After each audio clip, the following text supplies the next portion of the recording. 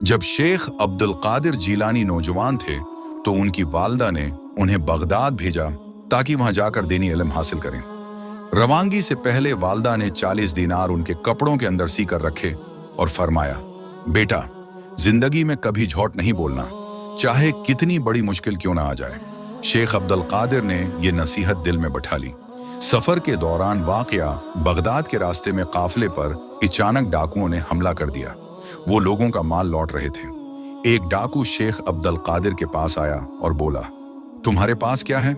शेख ने सच्चाई से कहा, मेरे पास 40 दीनार हैं। डाकू ने समझा बच्चा मजाक कर रहा है, मगर फिर उसने कपड़े चेक किए तो वाकई रकम मौजूद थी।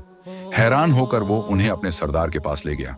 सच्चाई का असर डाकू सरदार ने पूछा, बेटा, 100 दीनार हैं।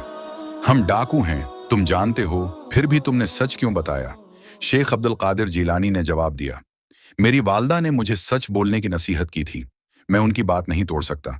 ये बात सुनकर सरदार के दिल पर गहरा असर हुआ।